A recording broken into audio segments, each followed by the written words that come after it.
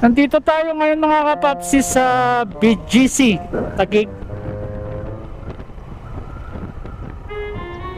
Mga ilang minutes, saglit lang to mga kapapsi kasi tinuturo tayo, papunta tayo ng Ortigas mga kapapsi. 28 minutes, pero pag dito tayo dumaan mga kapapsi sa shortcut dito sa may Kalayaan Bridge mga kapapsi, ang lapit lang dito mga kapapsi eh. Tingnan nyo mga kapapsi, dito tayo dadaan kasi tinuturo tayo ng wish natin sa kabilay papuntang C5 dito Kalayaan Bridge na to yung mano. Ayan mga kapapsi, dito tayo dadaan sa Kalayaan Bridge. Ang lapit lang yan dito mga kapapsi.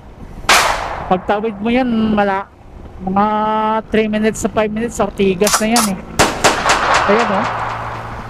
Kasi doon tayo pinapadaan niya sa sa C5. C5 papuntang Taguig, papuntang Patiros. Yan. Yan dito tayo dumaan mga kapapsi sa may Kalayaan Bridge pa. Yung parang shortcut dito mga kapapsi kasi kaso lang mas traffic konti mga kapapsi yun. Pero mas madali dito mga kapapsi pag dito kayo dumaan. Yan, ito yung pinaka shortcut mga kapapsi. Pagbaba natin dyan pa mga kapapsi, kakanan na tayo sa United Street.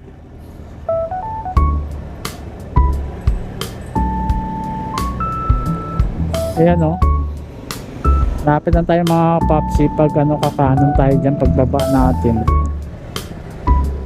Kasi din tayo pinapadaan ni Bis pag hindi mo alam talaga yung kabisado, doon ka talaga dadaan.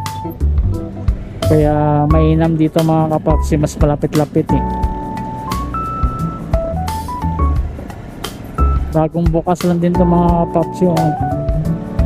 Kaya maganda dito dumaan mga kapapsi. Yun oh. Ilog Pasig naman kayo. Kaso lang traffic dito mga kapapsi. Pero pagbaba natin dyan mga kapapsi, shish na yan. Shish. Ayan mga kapapsi. Ayan. Traffic lang mga kapapsi. Traffic lang siya. Ayan. Lusot lang yung mga kapapsi. Motor naman tayo eh. Ayan, dito may daanan din papuntang Mandaluyong, Pasig, San Juan. Kaya yan, Ortigas. Dito tayo sa kabila pala dadaan mga kapapsi, papuntang Ortigas. O diba? Lapit lang, Ortigas na. Pagkano man yan? Ortigas na yan.